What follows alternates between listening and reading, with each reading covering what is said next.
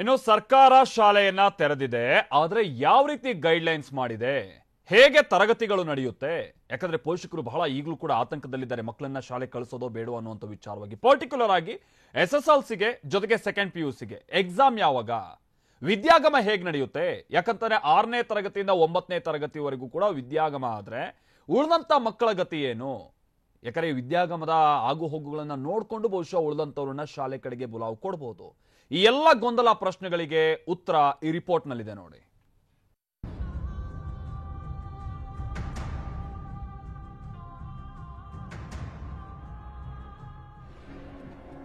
ಒಂದ್ ಕಡೆ ಕೊರೋನಾ 2ನೇ ಅಲೆಯ ಭೀತಿ.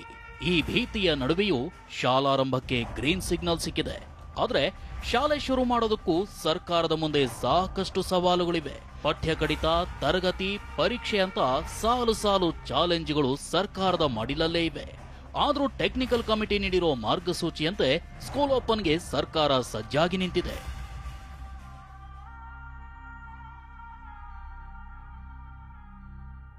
ಅಷ್ಟಕ್ಕೂ ಸವಾಲುಗಳೇನು ಅನ್ನೋದನ್ನ ತೋರಿಸ್ತೀವಿ.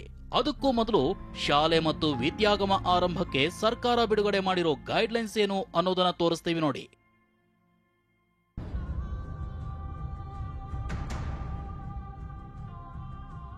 SSLC ದ್ವಿತೀಯ PUCಗೆ ಕ್ಲಾಸ್ ಮತ್ತು ವಿದ್ಯಾಗಮಕ್ಕೆ ಸರ್ಕಾರ ಗೈಡ್ಲೈನ್ಸ್ ಬಿಡುಗಡೆ ಮಾಡಿದೆ.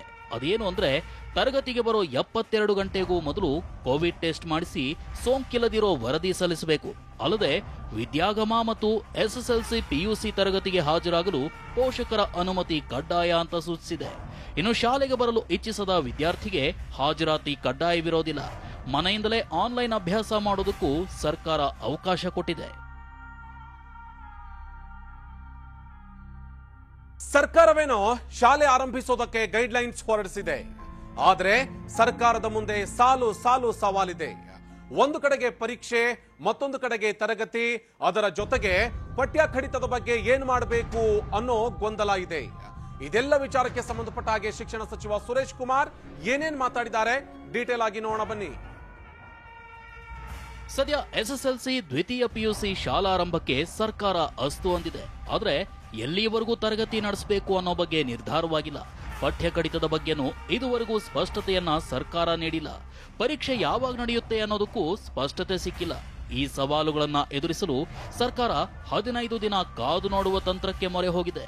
15 ದಿನದ ತರಗತಿಗಳ ಪರಿಸ್ಥಿತಿ ಅವಲೋಕಿಸಿ ಮುಂದಿನ ನಿರ್ಧಾರಕ್ಕೆ ಬರಲು ನಿರ್ಧರಿಸಿದೆ. ಈಗ ನಮಗೆ ಎಷ್ಟು ದಿನ ಕರೆಕ್ಟಾಗಿ ಸಿಗುತ್ತೆ ಅಂತ ನಾವು ನೋಡ್ತೀವಿ. ನೋಡ್ಬಿಟ್ಟು ಆ ಆಧಾರದ ಮೇಲೆ ನಮಗೆ ಪರೀಕ್ಷೆ ಯಾವಾಗ ಮಾಡಬೇಕು ಅಂತ ತೀರ್ಮಾನ ಮಾಡಿ ಅದರ ನಂತರ ಈ ಪಠ್ಯಕ್ರಮ ಪರಿಷ್ಕರಣೆ ಬಗ್ಗೆ ನಾವು ಹೇಳ್ತೀವಿ. ಆ ಮೂಲಕ ಮಾಡಿರುವ ವ್ಯವಸ್ಥೆಯಿಂದ ಡಿಸೆಂಬರ್ ಕೊನೆಗೆ ನಮ್ಮ ಸಿಲೆಬಸ್ ಒಂದು ರೌಂಡ್ ಮುಗಿಯುತ್ತೆ. ಜನವರಿಯಿಂದ ನಾವು ರಿವಿಷನ್ ಸ್ಟಾರ್ಟ್ ಮಾಡ್ತಾ ಇದ್ದೀವಿ.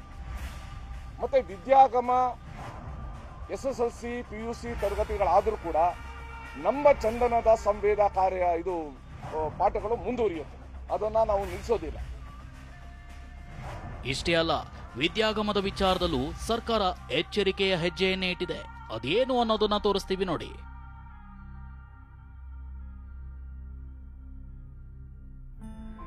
ಸದ್ಯಕ್ಕೆ 6ನೇ ತರಗತಿಯಿಂದ 9ನೇ ತರಗತಿವರೆಗೆ ಮಾತ್ರ ವಿದ್ಯಾಗಮಕ್ಕೆ ಅವಕಾಶ ನೀಡಿರೋ ಸರ್ಕಾರ ವಾರದಲ್ಲಿ 3 ದಿನ ಕ್ಲಾಸ್ ನಡೆಸಲು ನಿರ್ಧರಿಸಿದೆ. ಒಂದು ತಂಡದಲ್ಲಿ 15 ವಿದ್ಯಾರ್ಥಿಗಳ ಕ್ಲಾಸ್ ನಡೆಸಿ ತರಗತಿಗಳು ಹೇಗೆ ನಡೆಯುತ್ತೆ ಅನ್ನೋದನ್ನ ಸರ್ಕಾರ ಅವಲೋಕನ ಮಾಡಲಿದೆ.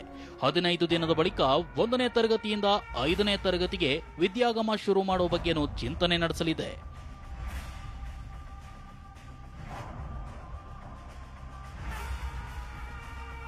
ಹಾಜರಾತಿ ಕಡ್ಡಾಯವಲ್ಲ, ದಾಖಲಾತಿ ಕಡ್ಡಾಯ. ಇನ್ನು ಪರೀಕ್ಷೆ ಇಲ್ಲದೆ ಮುಂದಿನ ತರಗತಿ ಕಳಿಸಬೇಕಾ, ಪಾಸ್ ಮಾಡಬೇಕಾ ಅನ್ನೋ ಗೊಂದಲಕ್ಕೂ ಸುರೇಶ್ ಕುಮಾರ್ ಸ್ಪಷ್ಟನೆ ಕೊಟ್ಟಿದ್ದಾರೆ. ವಿದ್ಯಾರ್ಥಿ ಯಾವುದಾದ್ರೂ ಶಾಲೆಗೆ ದಾಖಲಾತಿ ಆಗಲೇಬೇಕು. ಹಾಗಿದ್ರೆ ಮಾತ್ರ ಪರೀಕ್ಷೆ ನಡೆಸೋದಾಗ್ಲಿ, ಮುಂದಿನ ತರಗತಿಗೆ ಕಳಿಸೋ ನಿರ್ಧಾರ ಮಾಡಬಹುದು ಅಂದಿದ್ದಾರೆ. ತರಗತಿಗೆ ಬರೋದು ಕಡ್ಡಾಯ ಅಲ್ಲ ಅಂತ ಹೇಳಿದೀವಿ. ಆದರೆ ದಾಖಲಾತಿ ಆಗೋದು ಕಡ್ಡಾಯ. ಯಾವುದಾದ್ರೂ ಶಾಲೆಗೆ ಅವರು ದಾಖಲಾತಿ ಆಗಬೇಕು. ಆಗ ಮಾತ್ರ ನಾವು ಪರೀಕ್ಷೆ ಮಾಡೋ ಸಂದರ್ಭದಲ್ಲಿ ಅಥವಾ ಮುಂದಿನ ತರಗತಿಗೆ ಕಳಿಸೋ ಸಂದರ್ಭದಲ್ಲಿ ಅದು ಅಗತ್ಯ ಆಗುತ್ತೆ. ಎಲ್ಲ ಮಕ್ಕಳು ಕೂಡ ಪೋಷಕರು ದಾಖಲಾತಿ ತಮ್ಗೆ ಇಷ್ಟ ಇರೋ ಶಾಲೆಯಲ್ಲಿ ದಾಖಲಾತಿ ಮಾಡಬೇಕು ಅನ್ನೋದನ್ನ ಈ ಸಲ ಒತ್ತಿ ಹೇಳ್ತೇವೆ. ಕೊರೋನಾ ಎರಡನೇ ಅಲೆಯ ಭೀತಿಯನ್ನ ಬೆನ್ನಿಗೆ ಕಟ್ಟಿಕೊಂಡು ಸಾಲು ಸಾಲು ಸವಾಲುಗಳನ್ನ ಮುಂದಿಟ್ಟುಕೊಂಡು ಸರ್ಕಾರ ಶಾಲೆ ಶುರು ಮಾಡ್ತಾ ಇದೆ. ಇನ್ನು ಪರಿಸ್ಥಿತಿಯನ್ನ ನೋಡಿಕೊಂಡು ಜನವರಿ ಮಧ್ಯ ಅಥವಾ ಅಂತ್ಯದಲ್ಲಿ ಪಠ್ಯ ಕಡಿತ, ಅದರ ಜೊತೆಗೆ ಪರೀಕ್ಷೆ ಬಗ್ಗೆ ನಿರ್ಧಾರ ತೆಗೆದುಕೊಳ್ಳುವಂತಹ ಸಾಧ್ಯತೆ ಇದೆ. ರಿಪೋರ್ಟರ್ ಕಿರಣ್ ಸೂರ್ಯ, ಮುತ್ತಪ್ಪ ಲಮಾಣಿ ಜೊತೆ ಆನಂದ್ ಬುರ್ಲಿ, TV9 ಬೆಂಗಳೂರು.